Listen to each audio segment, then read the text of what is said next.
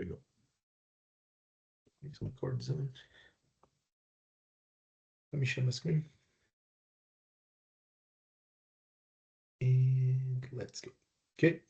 Now, what's going to happen in our app at this time? We need to create a behavior for the user to be able to navigate between pages. Okay. So we need to create the components. Well, in fact, we need to do the CSS. But like, let's put here to create the nav bar right away to create a new component. So let's, for this, let's create our CSS. Okay. So at least we're going to have like a better behavior for the, just change here the host, padding 24 pixels, background F4, F4, F4. Maybe next class I'm gonna bring like the CSS done, because I at some point I feel that we are losing a lot of time doing the style, and this is not the goal. Even like I'm doing fast. We did pixels. There we go. Margin 0. There. Okay. So right now, what's the next? Material list. So material list. Display grid. We're gonna try to use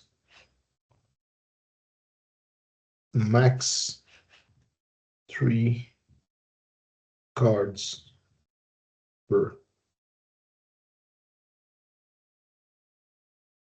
row. So still running. Gap 16 pixels. There we go. So next step. So we have material cards. We have like a material list. We have here now material card. That's going to be each card inside the material list.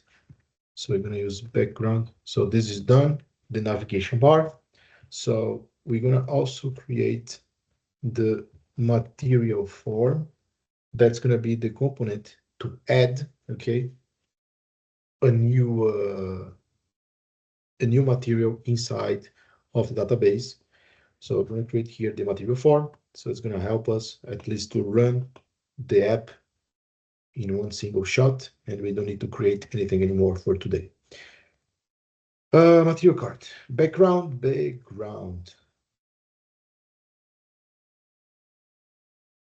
FFF. So padding, 16 pixels. Border radius, 8 pixels. Box shadow, 0 2 pixels. Again, one more time. RGBA. You don't need to write the CSS, okay? You can use any CSS framework that you prefer.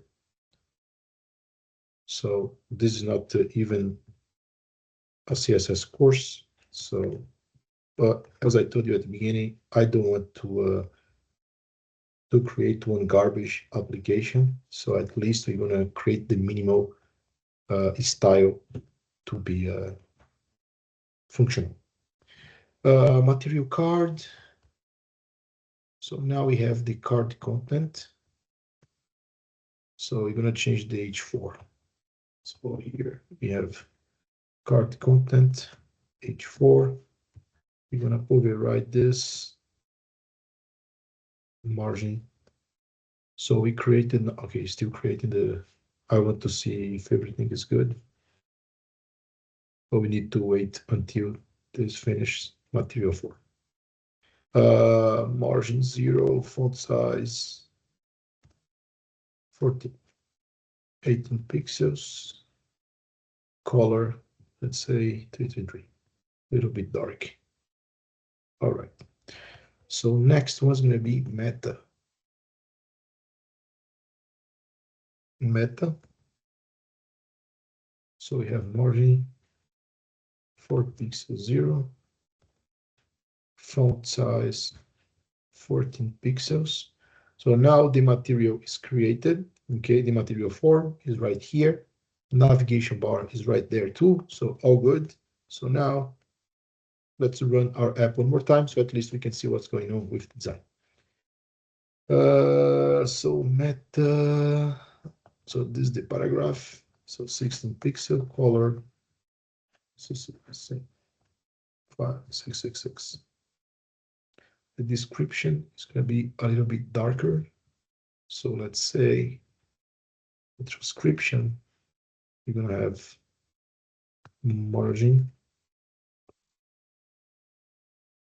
same font size, but the color is going to be okay. So that's fine. The next one is going to be description card author. There you go. Card author. So we're going to use here display block,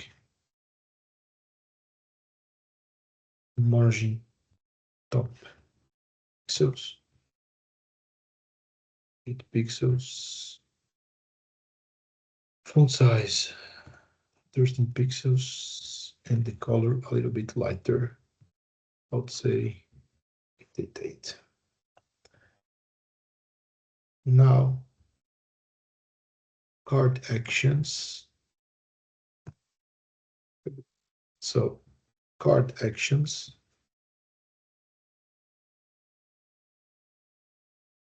So it's almost running the app. We have here margin top, 16 pixels. Padding top, 16 pixels. Border reduce. Border top. I just want to create a line between the content and the card actions. So we're going to create a border top of 1 pixel solid. It can be almost white, so a little bit gray. So display flags wrap gap 8 pixels, align items center. So this is the card action.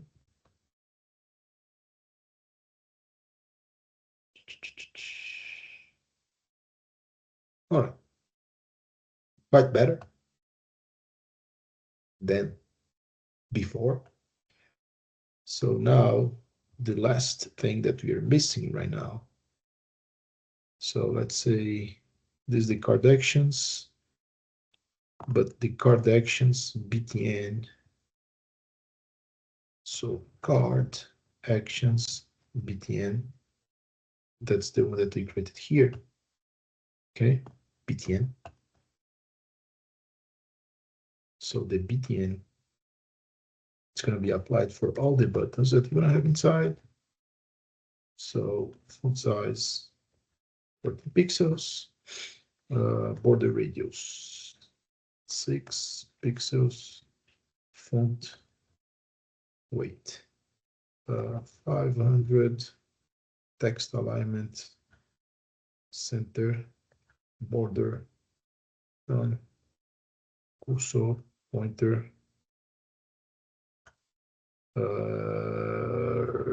text decoration none. Okay, so better. But we also need the card actions btn view. Okay, so this, we're gonna have a background blue, this color white, and hover, we're gonna change the background. The background will be darker.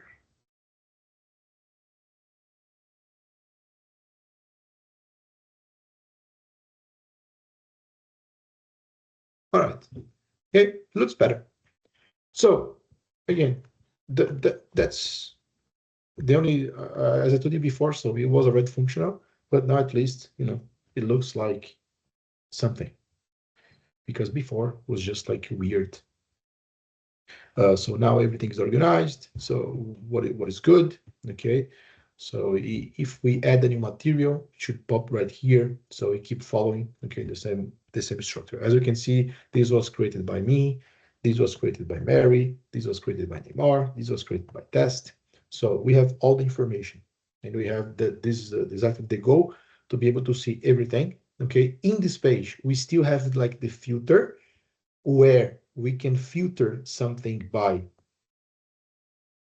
course number, by course name, or by professor, or by semester.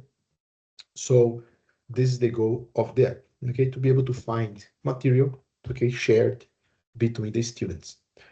So next step right now, we need to create, instead of like a jump into like the create a new material part, let's first jump into the navbar, because this will give to us a better behavior, okay, for the flow inside the app. So we can navigate between login, sign up, and whatever, okay? So now we have one special case. Well, we created two new components. The material form, that's exactly the component that will pop up in the navigation when we need to create a new material inside of the API, okay, database. And also we have the navigation bar. Now we have two situations, because remember, every time that we need to create a new component, that this component will be inside of the API route, what we need to do is to create a new route for this component. So this is the case of the material form. Okay, so let's go here to the routes. We're going to create a new route that can be materials / new, for example, okay, because materials exists already. That's exactly the list of materials. So we're going to go to materials / new to be able to go to my material form component. Okay, so if I go here to my application right now and I do here new, material form works. If I go back, okay, I still have here, everything is fine. So, but now we also created a new component that's called navigation bar, navbar. Navbar is a little bit special. Why? Because navbar should be inside of all the components of my navigation. So I don't need to create a route, where is it, for my navigation bar. Okay, instead, if I need this component to be inside of my entire application, I need to add this component inside my app component. Because check, the app component is the main door of my app. We have the router outlet, that's exactly the component where we switch routes here, exactly where we are able to navigate between these, login, sign up, and whatever, right? But at the top of my router outlet, I can call the component navbar. It means that my navigation bar will be stuck here in all my components. It doesn't matter where I navigate, my navigation bar will be anywhere. So how can I add the navigation bar here? We know it because we did this before at the first class when we created our components in Angular. So if I go back to my navigation bar, the selector of my navigation bar is app navbar. So we know that when I need to use one component as a child in another component, what I should do is exactly to use the selector as one HTML tag. So this. So it means that my navigation bar will be at the top of my router outlet. Of course, I need to import because this doesn't exist, okay, inside of like the HTML. So I need to go here to my app component TypeScript, and I need to import this component. Okay, so nav bar component. So now, if I go to my app one more time, check, navbar works, and I have here my navigation bar. Okay, of course, my navigation bar will have some logic because check, when we access one web application, we must have the options. We must have different options when we are connected and when we are not connected in the application. Okay, so the menu will show different stuff. So let's start to prepare our navigation bar. Okay, so first of all, we're going to use here the nav tag. So we can create here a class nav bar. So now the first thing, we're going to create a link. So the name of our app will be Material Hub. Okay, so this is going to be right here as the name of our application. Okay, so class, it's going to be navbar, let's say brand. So now every time, it doesn't matter where I am inside of the application route, when I click in this link, usually we go to home page, right? Our home page is exactly materials. So in this link, I can use what we know already, that's the router link, to redirect the user to one specific link inside of my app. That's going to be materials.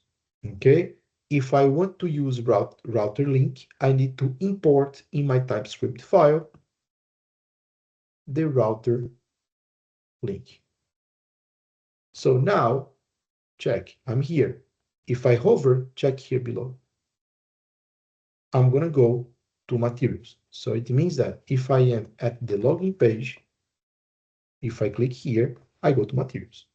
Okay, so exactly as we did before. So it's the same thing. So now we're going to create a div first. So this is going to be exactly the navigation bar menu. So inside of this, now we're going to have two situations. Okay, so imagine exactly as we did at the beginning for the app component, that we have one specific variable inside of my TypeScript file that's called is logged in. Okay, and this will start as a false. Of course, this should change automatically in some specific situations. So first, just to start, let's put this as false, because this will allow us to differentiate right now our navigation bar in two steps. I can use here one tag that's called ngContainer.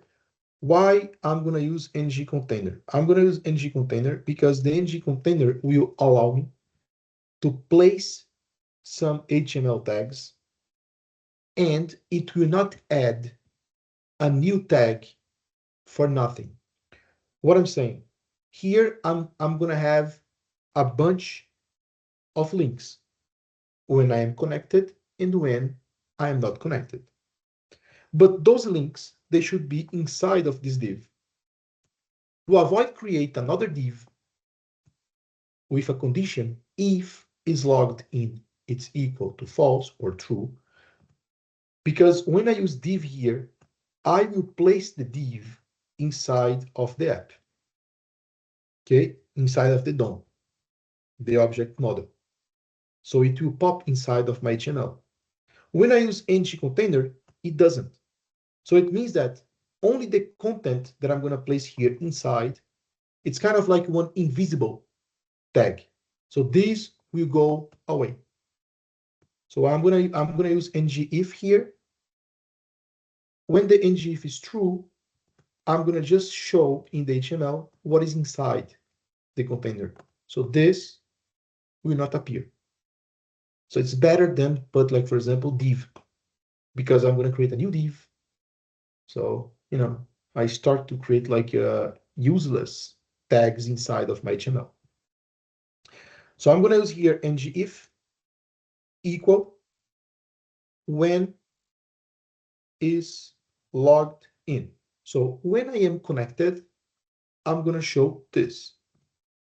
When I am not connected, negation in front, I will show this.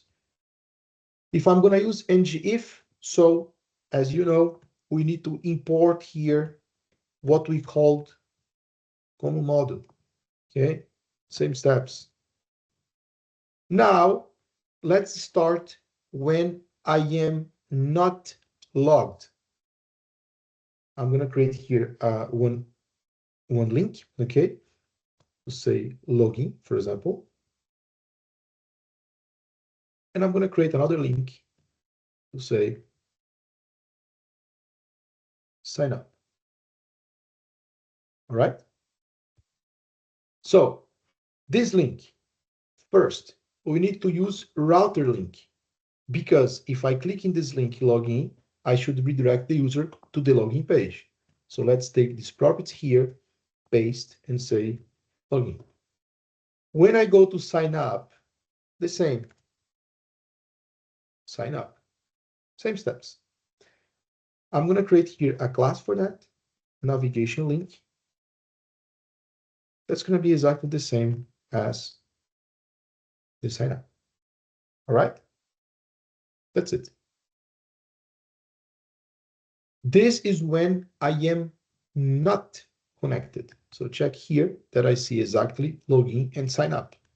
Now I'm going to create when I am connected in the application. There's going to be almost the same steps. Okay, so I have here also a link,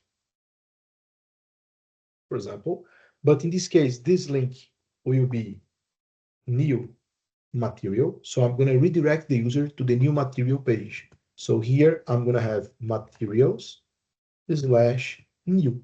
This is exactly the route that we added inside here, the routes for the new component. Okay. So new materials. The other thing that I should have also in this case is a button.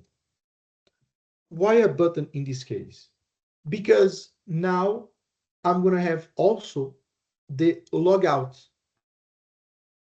So this will allow the user to disconnect from the app. Now I don't have a route for that. In fact, here, what I have is a function that will be called logout. So we need to create this function here. Okay. That's it. So let's say that the logout function will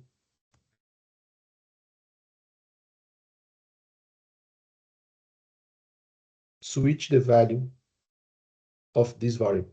Okay.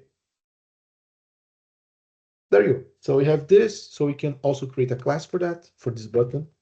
So this will be also a navigation link, but it will have one special design that's going to be the btn logout.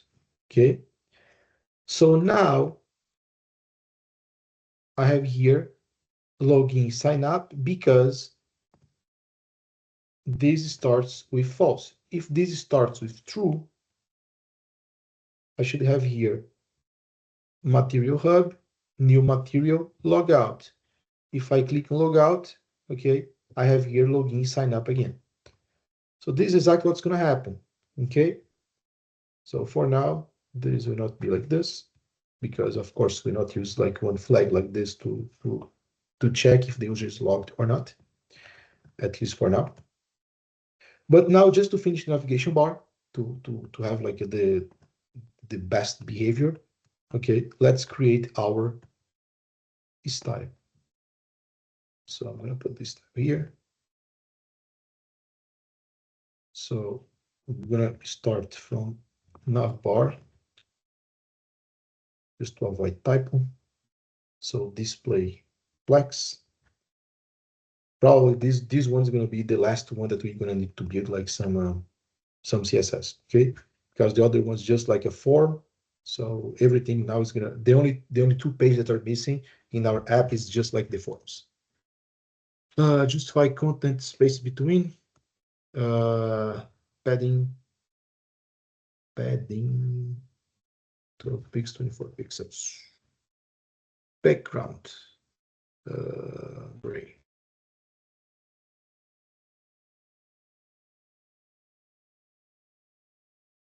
There.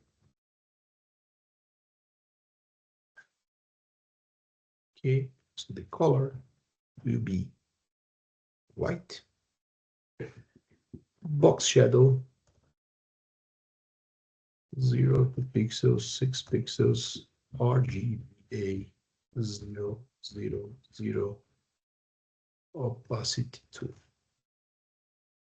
Okay, quite better already. So now let's go for our navigation brand. That's the name of our app. So navigation brand, font size 20 pixels, font weight 100, color white. Okay, text decoration no. Okay, all good. So now when we hover this component, we're gonna just change the color to be a little bit darker.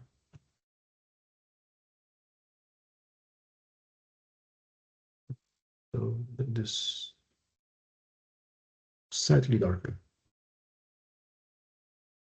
There you go. Okay. So navigation brand, next step, navigation menu. There you go. So navigation brand, navigation menu.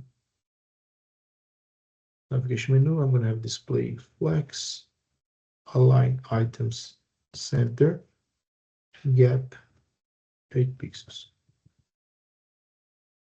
Okay, so it's fine. Now let's start to configure the links. So navigation link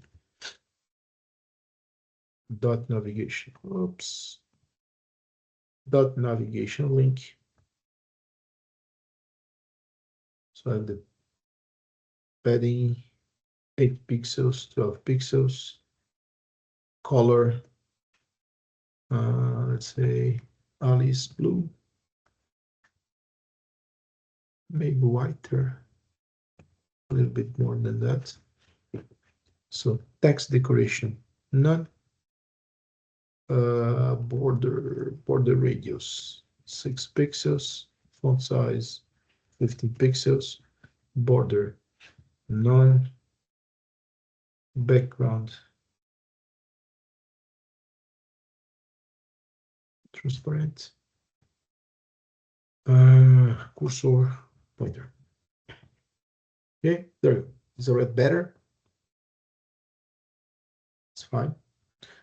But in this case, when I hover and hover, so when I hover this class,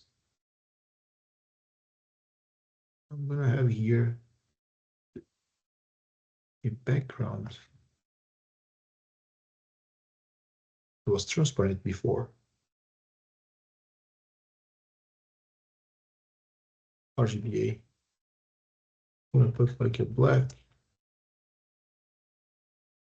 No blacks or white with like a low opacity, so it's almost transparent. And the color can be white. So when I hover, okay, I have like this behavior to select like the entire button. Check that now, when I click new material, I go here to new. When I click here, I go back to materials, okay? So when I go log out, yeah, it doesn't do anything because I put like a comment the code. There we go. So now there's just like a btn logout though. Logout, log out. That's it, what we did. Yeah, btn logout, just to avoid typo. Let me put it here. Okay. So the color gonna be orange red. There you go. That's a little bit disgusting. Let me just and over background.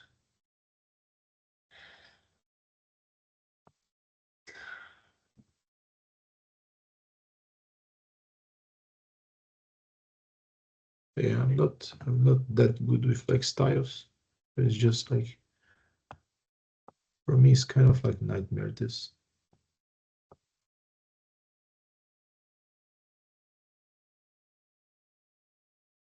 Yeah, so it's, you know,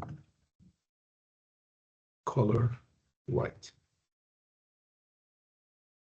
This is disgusting, but it's fine. So it's so good. Log out, so we over, but it's fine. Okay, so it's again, not lose too much time with that. So they go right now. Wait, if I go to my navigation bar here, component, if I put this as false, okay. So what we're gonna have? We're gonna have this. So when I'm in logging, usually in the navigation tabs, when I select one specific route, I'm gonna tag this, okay, in a way that I'm gonna be able to know which navigation is selected. So now, how can we do this when we work with Angular routes? So basically, there is one specific property that we can set here in the links that will allow us to know if this is selected or not. That's called routerLinkActive. Okay, so we're gonna set the value of this active, and this one the same, the new active. For this property, we need to import also the routerLinkActive. Okay, so this will allow me to have like a pseudo class inside of the component in a way that you check here the hover. I'm going to be able also to do and dot pseudo class active. So now I'm going to select one specific behavior when the link is active. So this pseudo class will be placed only in the links that are active. How I'm going to know? So Angular will decide by itself when they match this with the current route, it will place the pseudo class active in the link, in the specific link. So it means that if I go here and dot active navigation link, okay, I'm going to be able, for example,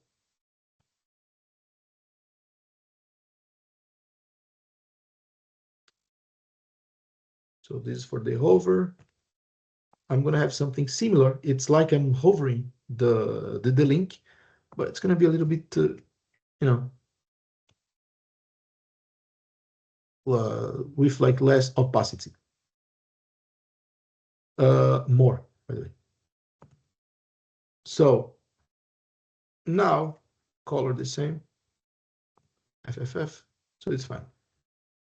So check, I'm at the login page. Here is active. If I go to sign up now, sign up has the pseudo class active. So this makes our navigation bar work properly.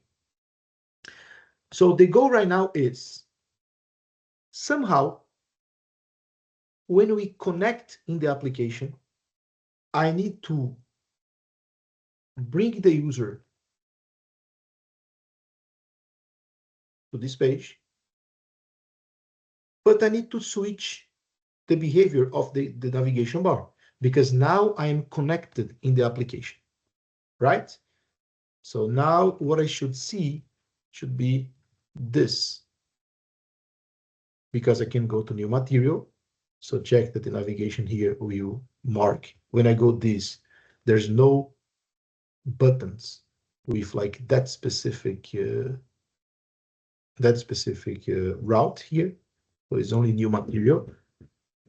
So what I should see in my app was like logout and new material because I'm logged, I'm connected in the app.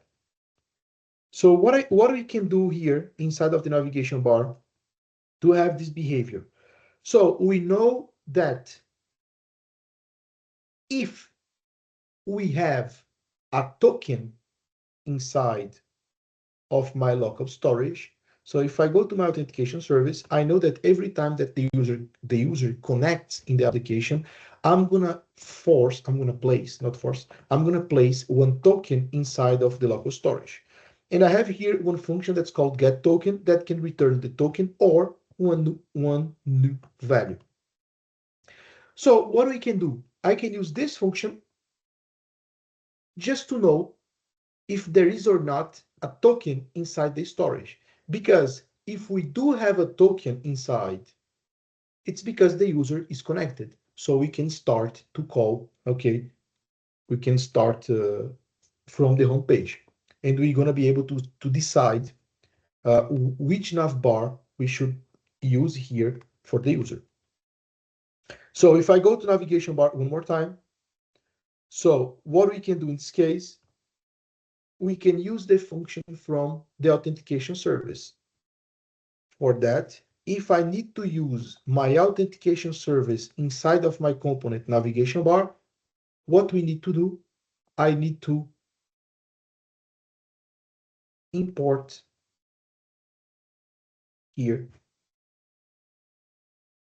the authentication service using my dependency injection. Okay. So now in my constructor, what I can do, I can say, hey, this is logged in, should be equal to this authentication service get token. But remember, this will return a string. This is a Boolean, okay? The double exclamation mark in JavaScript allows me to convert any type in Boolean. So if I do this in front, so it's going to say that if this is null, this will become false. If this is not null, this will become true. Okay? So this operation here will transform any type in Boolean. So once like I'm going to have here a valid string, if I have a token inside the local storage, this will become true. If this returns null, this is going to become false. So I'm going to control this exactly according to the token. Another thing, when I call logout from my navigation bar, somehow I need to clear the token from the storage. Because if I'm going to kill the connection of the user, the token cannot be inside the storage anymore. Because if I try to access the application one more time, and I don't kill the token will be still there. So if I go back to my authentication service, we can create another function here. We have set token, we have get token, we can have also clear token. What clear token will do? Clear token will access the local storage, remove item, and we will remove the key token. So the authentication service in this case is exactly the service that we use inside the app to know if the user is connected or not. So we have a function to set the token at the moment of the login. We have the function to get the token at the moment that we need to verify if there is a valid token inside the local storage or not. And now we have the clear token. So we use this to place either inside of the HTTP request that we need token, or okay, when I need to check if the user is connected inside the app. And we have the clear token now to remove the token from the local storage. So it means that inside my navigation bar, when I call the logout function, I need to access my authentication service dot clear token, and I'm going to kill, okay, the token from the local storage. Check that right now, okay, we are connected. The regular behavior should be I clear the token, but I move the user also to the login page. All the flow of the app should be automatic, okay? So we should have an automation for everything that's going to happen inside the website. I cannot like kill the token and keep the user here inside the home page. Doesn't make sense. So we're going to kill the token and move back the user to the login page. If we're going to move the user from this page to other page using the TypeScript file, I need to inject here in the constructor also the router, as we did before. So when I kill the token, I can navigate. This is going to be a dictionary. I can navigate the login page. Okay, exactly as we did before. So now, if I log out, check, I'm at the login page. What's going to happen right now? Check that like the behavior here doesn't change. Okay, what's going to happen right now if I refresh the app? I should be able to see here the navigation bar for the not connected user, because now we have a very special case for the navigation bar. Okay, Check that the navigation bar is a content at the highest level in the app. That's the app that's going to be the app component. Okay. This will load one single time. So when I start the app, this will load one time because this is exactly over here. The router outlet, I keep changing the content. Every time that I change the content, I call the component. So the constructor of the component will be called one more time. This will not happen with the navigation bar. This is kind of like one static component inside my DOM. It will load one time, and that's it. That's why, for example, now I know that we deleted the token because we did logout. The logout right now inside my navigation bar is removing the token from the local storage, but I still don't see here the navigation bar for the not connected user. I still see the connected user. Why? Because this will not refresh automatically. If I refresh the app right now, for example, check.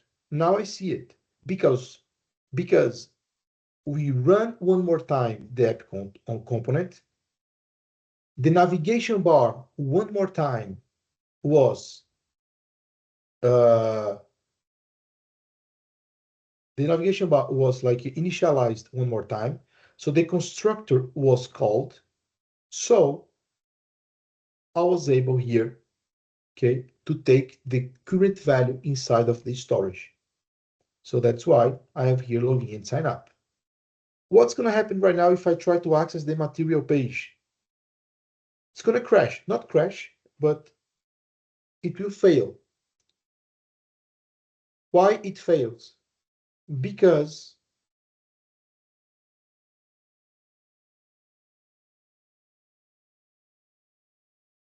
I don't have token inside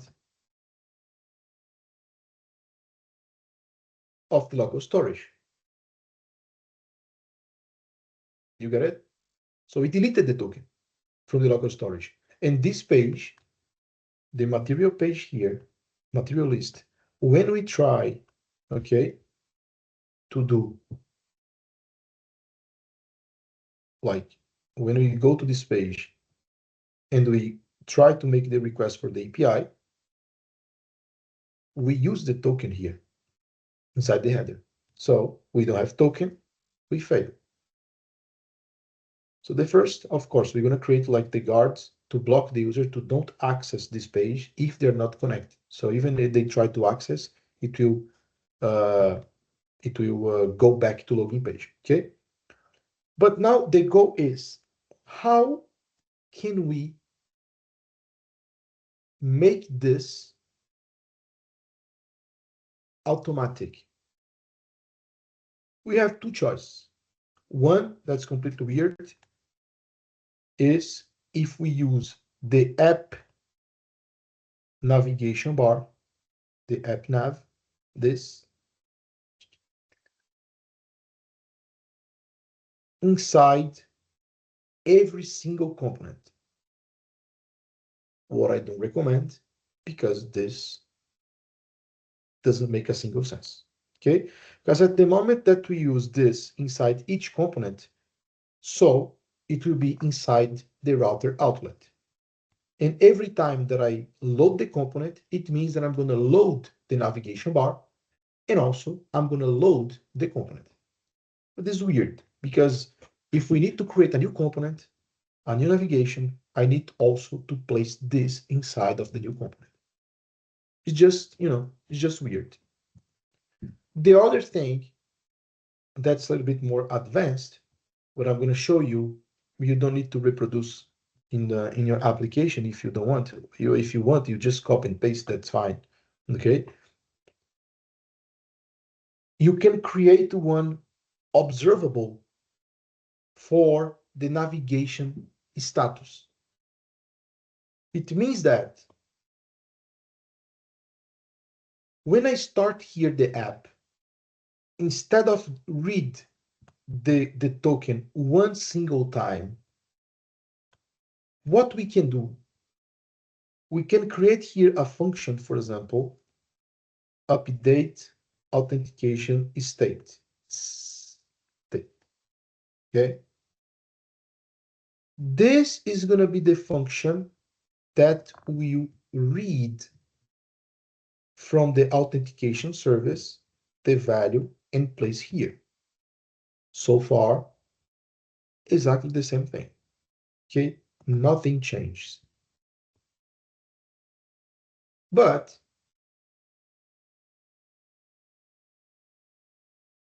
if I call this here, again,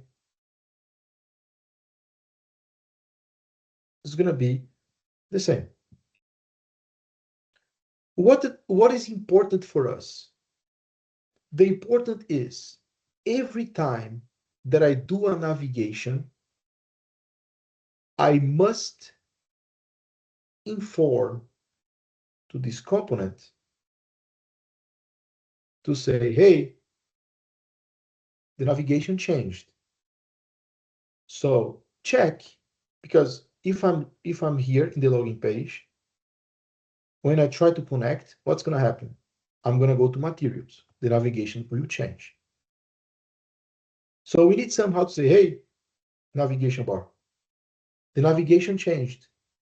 So check again this, because maybe now there is a token inside. So the user is connected. Or maybe there's not a token anymore.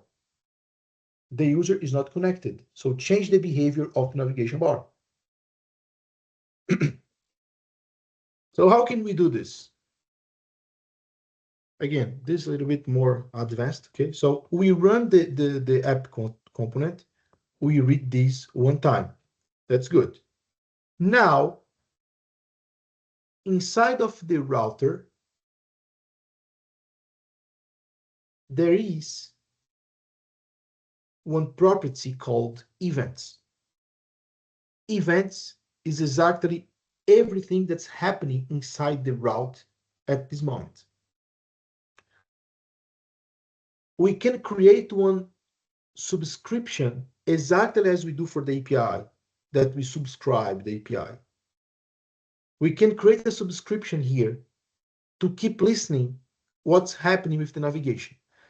But the navigation has many events. What is important for us is only the event when the navigation ends. When I start to navigate, the navigation ends. I can use the pipe. That's a function, a method that will allow me to filter the type of events that I want to listen to create the observable, okay, the subscription. So again, those like RxJS operations are like operations that are a little bit more advanced. Okay, this is just like the way that we have to keep tracking what's going on with the navigation. So just because of that, okay. So again, don't worry if you don't have experience with this, because it's completely understandable. So only at the moment that you work a lot with like JavaScript or TypeScript, you're gonna start, okay, to work a lot with like pipes, filters, maps, and whatever. Don't worry at all. But here, what the goal is, filter only the events that are instance of navigation end. Check that we have like many events. Okay. Navigation cancel, error, skipped, restart, whatever. Okay, so we have here navigation end. It means that I'm going to take here the list of events. I'm going to create a pipe to filter only the events that I need. I only need the events navigation end. And now I can subscribe. This will not give to me an error.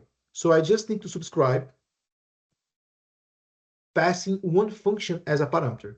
So I'm going to just pass here one callback function as a parameter. And this callback function can be this, okay? The update authentication state.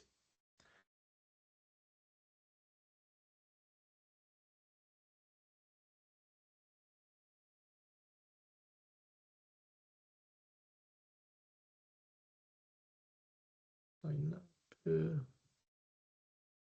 login, oops. This is running infinite.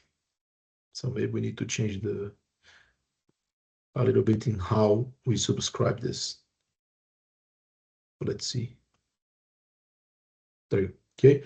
So now we have here the login. So check.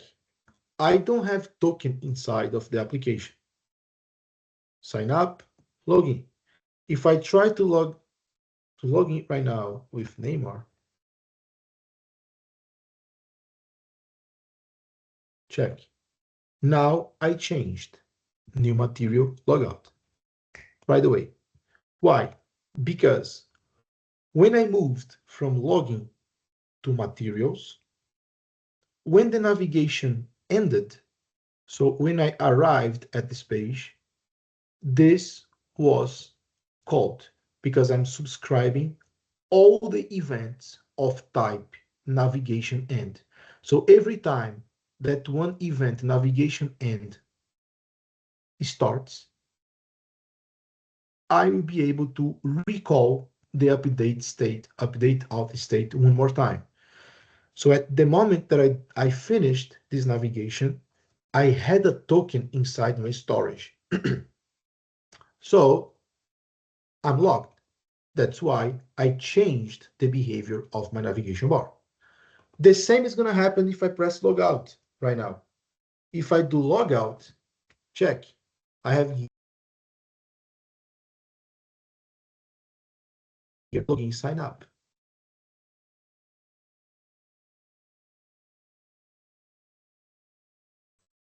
I'm connected. Everything's there. What is good? My navigation is working fine. Again, don't worry about this. In your project, if you create a navigation bar that needs to update the value every time that one behavior changes in the application, just use this as we did, and that's it. Okay, so you have the reference. So again, there are some things that there are like some to create a app that's a functional app. It's we cannot avoid, some specific details that like we don't have time to cover everything, like in 60 hours, of course. So what's completely understandable, you know, we will not create like a garbage app just because of that. So I prefer to show you, even though like I know that's going to be a little bit hard to understand, and you have the reference to try to understand by yourself after, and we have like a functional application. Okay. So now our navigation bar is working completely fine. I'm able to navigate here to the new material page. I'm able to go back to the material hub page, and everything is working fine.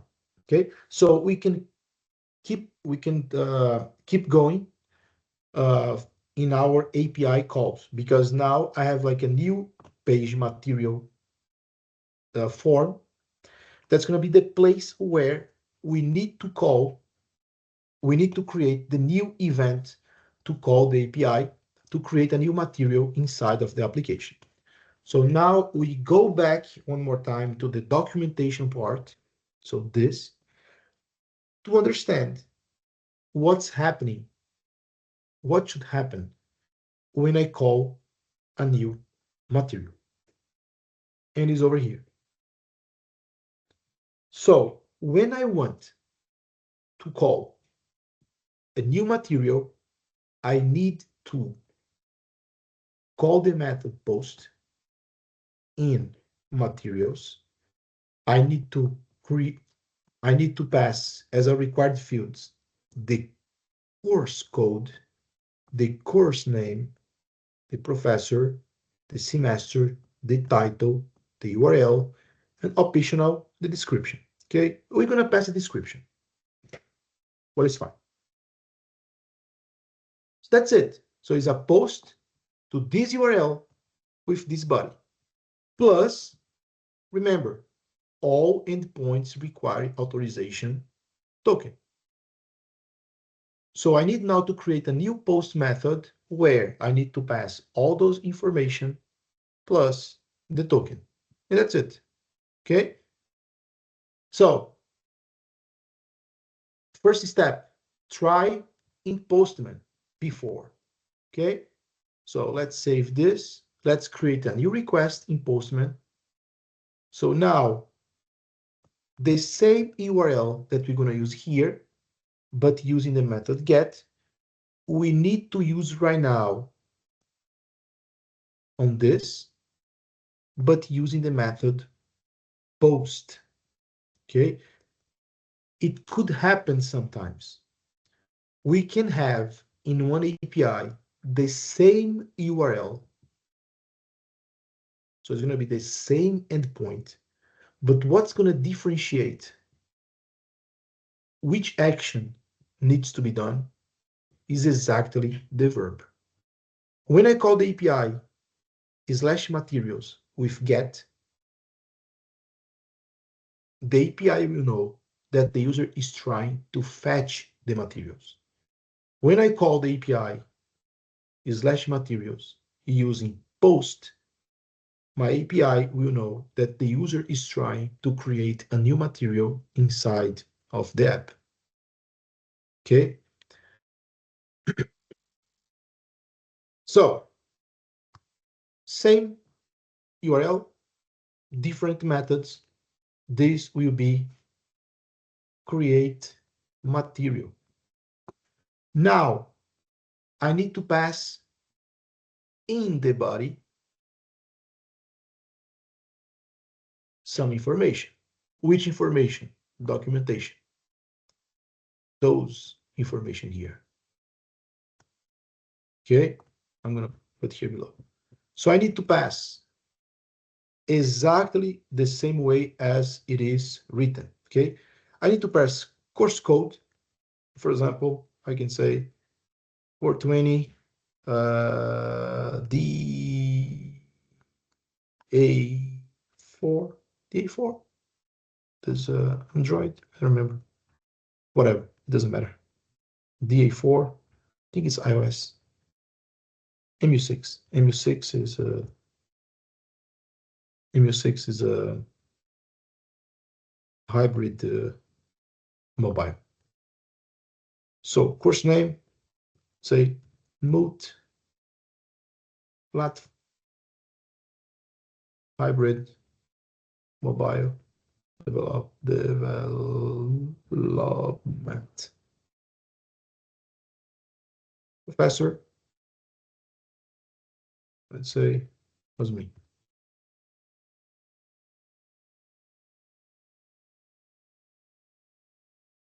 Semester, let's say 2026 or 2025, winter 2025.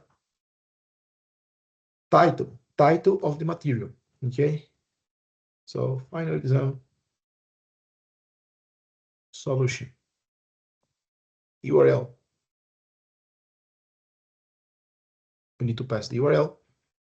So let's say here PDF samples.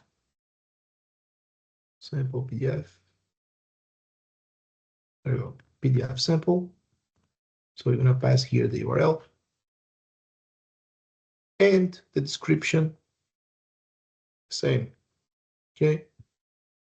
So PDF solution of final exam hybrid mobile development. So I'm passing here everything that's required, okay, according to the API. That's it. So again, URL, verb, body. If I try to send this, what's going to happen? token is missing because, of course, I need the token to call this endpoint. Okay, so I need to have the token here to be able to call this endpoint. We know how to provide a token. Check that again. Do you see any information here of the person that is creating the material? No. I have the course information.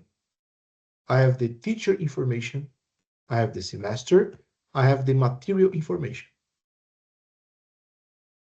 How come when we are here, we know the person that's creating each material?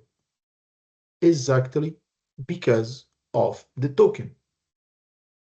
To call this endpoint, I need to be authenticated. When I authenticate, I generate the token. When I call this to create a new material in database, I need to pass my token. So every time that I connect in the app, I generate a token. So the API generates a token. We save this locally and we pass, okay, in the request. So it means that the API will use the token not only to validate if the request is a valid request, but also to know who did the request. Because if I want, for example, that this material is going to be created by, let's say, I think I created yesterday Zoe. For Zoe, by Zoe. So I'm going to send Zoe. So Zoe is here. I have a token that was generated by Zoe's login. So I'm going to copy this, check. I'm going to go to create material. I'm going to go to authorization. I'm going to select bearer token, and I'm going to paste here Zoe's token. When I send, now I received 201 created. So it's good. I was able to create a new material. If I access database right now and I refresh, I have 5 materials. So if I refresh that, where's the refresh? They removed from here? No, it's over here. I had like refresh here before. So check. Created. Well, it's 9 p.m. just because this is like UTC 0. So it's like 5 hours, okay, after in front of like Montreal, because we are right now at like -5 UTC. So we are like 4:25. So 4 plus 5 is going to be 9, okay, 24. So we created like some seconds ago. That's why here we have like an at 9:23, at 23. So this is exactly the one that we just created here. Okay, so check all the information. It means that here, if I refresh the page, check in my application, it's already there. MU6 hybrid mobile development. If I click here, check by Zoe, because I used Zoe's token to create the material. When I connect here with my user and I try to create a new material, the material will be associated to my name, because in the API, the logic that's going to happen, we're going to take the token, we're going to decode the token, we're going to know who is sending the request. We're going to say, hey, this material, the owner is Zoe. So if I check database, I have here posted by. Okay, I have here posted by, and the object ID, that's the ID of Zoe. Okay, so if you see, it finished with 9AE. If I go to user, I go down.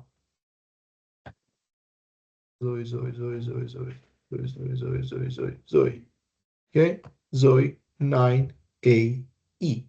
This is the ID. So this is exactly how, okay, it's going to work. So our job right now is exactly take this and convert to our Angular code. What is very easy because we know how to do a post request. We know how to pass a body inside the post request because we did the same with the login sign up. And we know how to pass a header for authorization because we did the same for get all materials. Right? So going back to our code right now, let's go to our material service and let's try to create, what is it? Yeah. We're going to create right now a new function called create. Okay.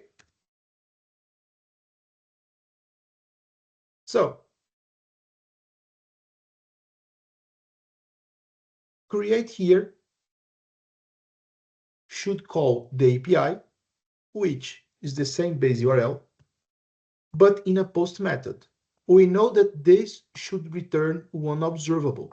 Okay. Let's go step by step on this. Oh, wait, this is fine. So we should return one observable. What's going to be the type that will be returned by the creation function? Check. Creates a new material. When we tried in Postman, check which type is this one. It's exactly the material type that we created here at the top when we tried to fetch all the materials. So it means that this observable will return one material.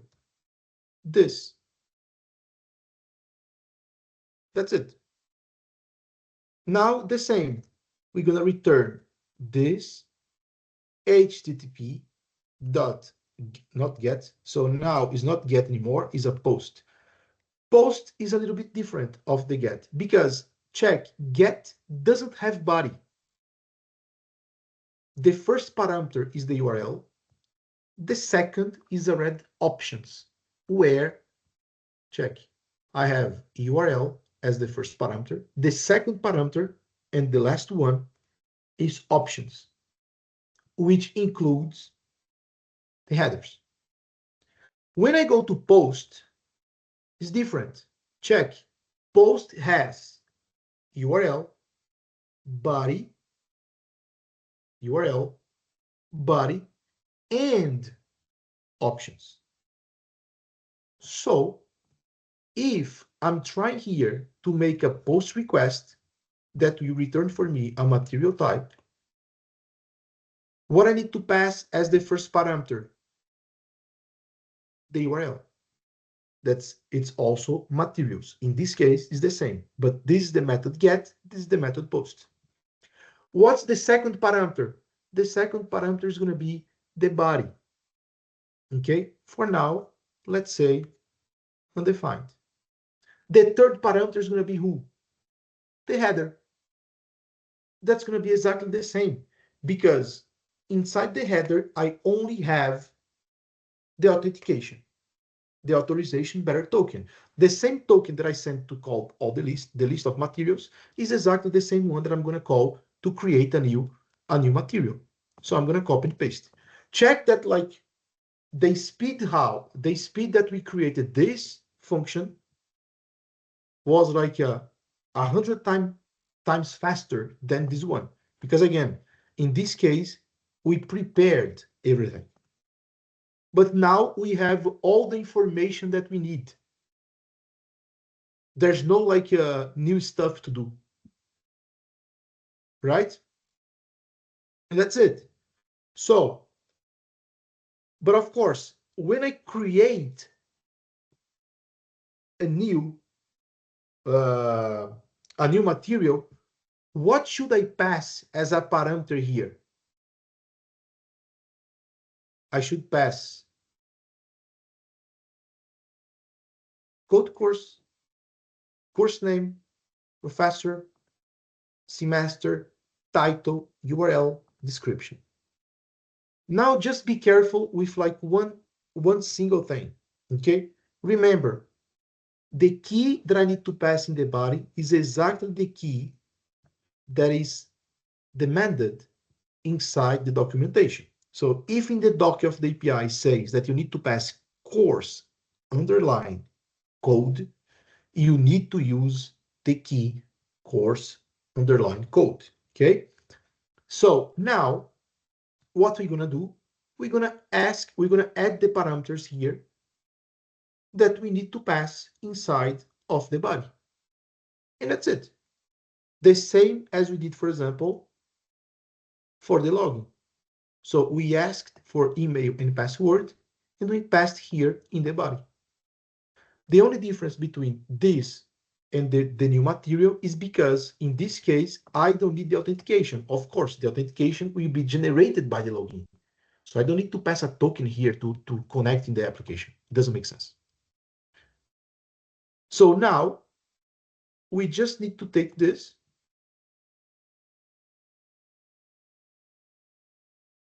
and say, okay, here I'm going to have one parameter that's going to be course code. I'm going to have here one parameter that's called course name. I'm going to have one parameter that's called professor. I'm going to have one that's called semester, title, URL, and also description. Okay, it's huge, but it's just hard code. Okay, and now, as we talked before, at the moment that we have here as a parameter exactly the same name that we want to be a key, so instead of undefined, of course, we're gonna now pass our body using course code, course name, professor, semester, title, URL, description. That's it. So check. I have here URL, I have here body, I have here header, and that's it. Okay. So our API code to call and create a new material from our Angular app is already done. So our work right now is exactly go to my material form and create the form that we're going to use, okay, to give the user the option to type all the information and after call the API, okay? So let's, for example, here create a form view. For this form, it's gonna be a little bit bigger. So I'm gonna create div.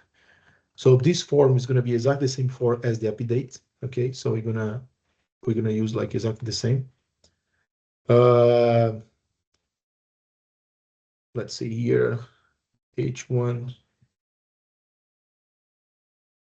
new material. Okay,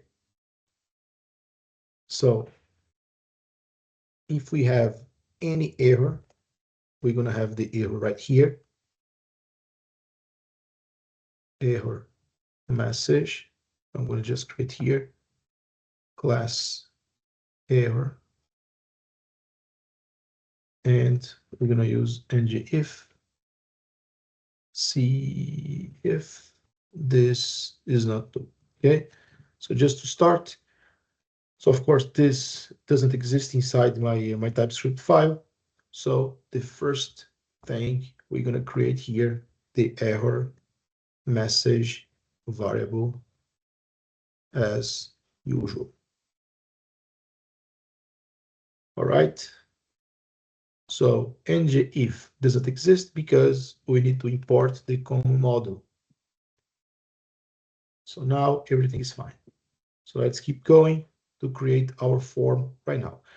Our form is going to be very similar when we compare with like the one that we created here for the sign up. Okay, so we can, just to save some time, we can just like take the form completely like this, and we're going to go to material form, and we're going to paste everything here. Okay, so tab, there you go. So for this form, less material form is going to be a little bit different. So now we have the label, so that's fine. So the label here, now it will not be name anymore. Okay, it's going to be course code. So remember that like for each element that we're going to create here inside the form, we need to create a variable here inside of the TypeScript. To keep this a little bit more organized, what I like to do is to create one variable that will include all the values that I'm going to bind in the TypeScript. Okay, so remember, we're going to use ngModel. If we need to use ngModel and ngSubmit, automatically we need to import here, okay, the forms model. That's it. So now I can create here all the values that I need, that I don't remember anymore. So I need to go to here. So let's copy this. That's everything that we need in the form. And we're going to paste here inside. Okay. So this will start empty. This will start empty. This will start empty. The same for this one. The same for this one. So check that now all the information that I'm going to bind inside my form, I have here organized inside one variable called form. So it means that here, when I need to use the ngModel, okay, so instead of using like we did before, name and so on, we're going to do here course code. So this is mandatory. So we're going to use, instead of ngModel course code, we're going to use form.course code, because form is the object and course code is the value, the property that I have inside the object. Okay. So here I can use course code because it's just the name of the thing. To avoid to repeat this for many times, so we're going to do like this label. It's going to be better because so we have like 1, 2, 3, 4, 5, 6, 7. So 1, 2, 3, 4, 5, 6, 7. Okay. So error message we created at the top, so we don't need this. So now we have course name. Okay. So we're going to go here to the second one, course name, course name, course name. I'm gonna force the user to type everything, so it's fine. The next one's gonna be professor. So professor, professor, professor. Next one after this one we don't need to because I already have an account. So it's this for the login. We have semester. Okay, so semester, semester, semester. Here we have title. So title, title, title. URL,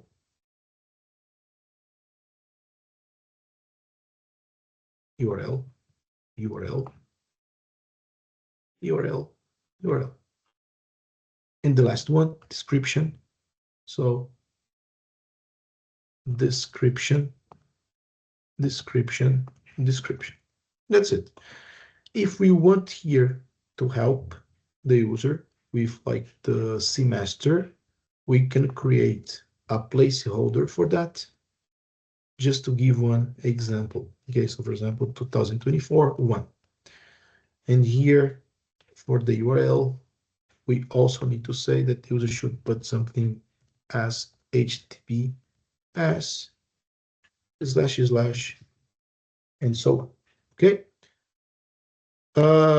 So here we can use create, so that's fine. Okay. So it's all good. We have the submit button. We can create here also a class btn primary, and here it's going to be create, so that's fine. Okay, so this is how our form looks like. We still don't have like the submit function, so we just need to create here our submit function right now. Submit. Okay, so if I create the submit function and I go to new material, so I have here all the information. Of course, this is a little bit weird, okay, because we need to create like the design. But before we create the design, at least, okay, we should be able to call the API to see if we're going to be able to create a new material, at least from, okay, this. Next week, we fix the UI. So when I submit, what I need to do right now, again, the same steps, okay? Nothing changes. So first, I need to call the constructor, because in this case, I need to import the material service. I need to inject here the material service, because I'm going to use this to create, okay, the new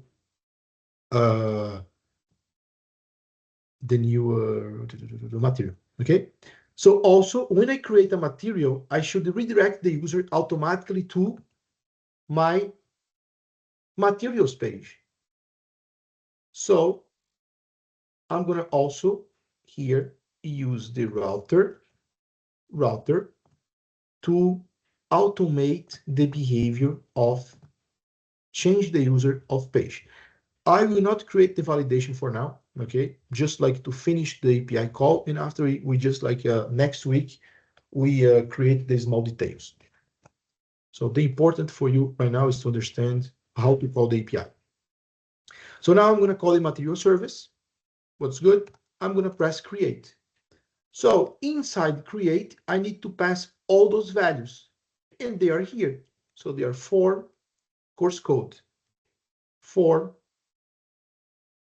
course name, this form, professor, this form, semester, this form, title, this form, URL, this form, description. So we are passing here everything, okay? So now, as usual, we subscribe. We want, we can just like enter here, just to organize a little bit better, because this is a little bit too long. We could add this in a single variable, but it's fine, okay? So I think it's easier for to understand when we pass like this. So subscribe as usual. Next, okay. Callback function. As you can see, the process starts to repeat every single time we have an error. If we have any error, we're gonna take the error from the API, and what we're gonna do, we're gonna say this error message is gonna be equal to the error. We know that every time that we have an error from the API, the error should arrive, okay, from what's login page here, from error, error, error. So it's the same. So we're gonna do this over here. Now, if everything goes well with the new material, we only need to do one step. We can go to router, navigate, and here we're gonna navigate to materials. Now, again, when we switch navigation, the component is gonna be rebuilt.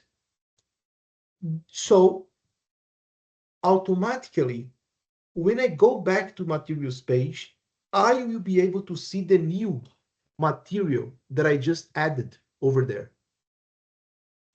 And also, you know, if you want to play a little bit with the behavior of like the way that the API is asynchronous, so we don't know how much time it's going to take, okay? If you want to play a little bit with this, we can create, for example, imagine that we have here a variable that's called submitting, okay? This is also something that we should start to do, to block the user to keep like pushing request, request, request, while the request is still waiting for. So imagine that we have here a submitting property that starts with false. So when we call the API, when I call the submit button, I can say, hey, this submitting is equal to true. When the call is done, if we have an error, we can say that this submitting now is false. The same here, but in this case, if it's succeeded, so we don't need to do this anyways because we're gonna change navigation, okay?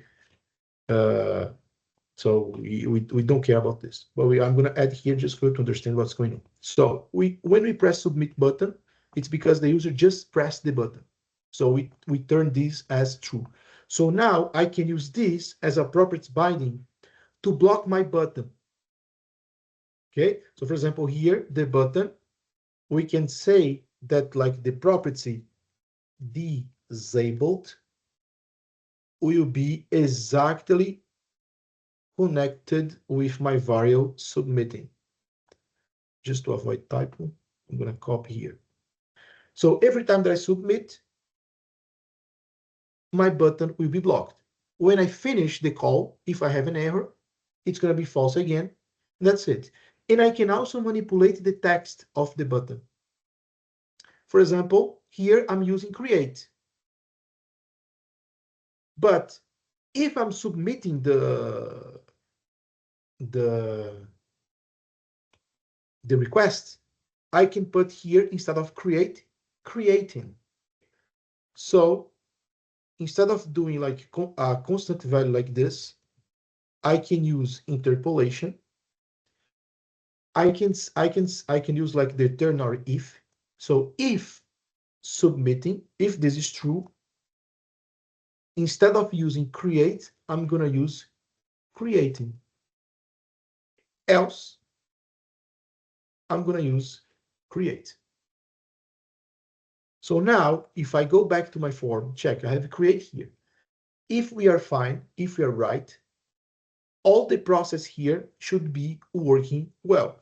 So if I try to create here a new course, LS3 AS, course code, scripting language.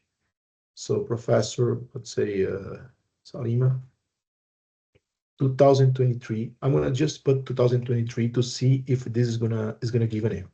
Okay, so lab one solution. I'm gonna use the same PDF. Okay, so description solution. So lab snake game in Python solution. Okay. When I press create, check. Was very, very fast. Okay.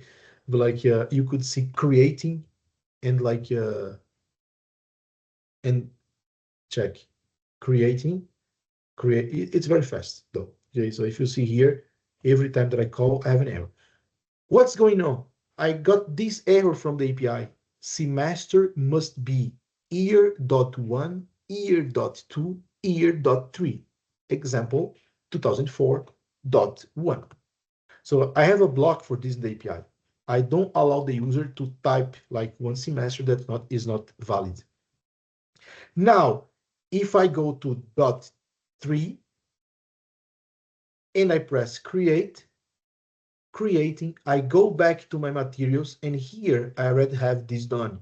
Mary, gmail.com, lab snake game in Python solution, scripting language, whatever. If I log out right now, I log in with Neymar, okay, just to finish the class. I go to new material, 420, DW4 AS web server 2 professor Cal 2022.1 title final exam description website HTML Windows 4, and here the same. I'm going to just use the same PDF. Okay, if I create, we're going to see here creating. I'm going to go back to the other page. Here I have this was created by Neymar. So this is exactly the reason why we need the token, okay? Because the token will be dynamic according to the person that's connected in the app. And every time that I create a new material, in our case here, it will use exactly the token from this user. In the API, we're going to know who is the user that's creating the material, and we're going to place, okay, the right name for the user inside of the application. Now our app starts to be almost done, okay? Because we are able to connect, but we are able to create account. We are able to see the materials that I have inside of the application. We are able right now to create a new material. Of course, the UI is completely weird, but we're going to fix this next week. The last step is going to be delete the material. So it means we need just to create a new button here to be able to delete, but according to one specific condition, okay? So you need to know if the user that's connected in the app is the owner of the material, because if it is, you need to add here one edit button and one delete button. I'm going to give you as exercise for all, okay? So I'm going to ask you to try to create a function that will allow the application according to the person that's connected, okay? You know that you can use LocalStorage, for example, to save the ID of the user that's connected. And when we try to list all the materials, you should be able to create here one edit button and one delete button if the user is the owner of the material. Because only the user that is the owner, they can delete and update the material. Questions? Sorry, a little bit intense. Okay.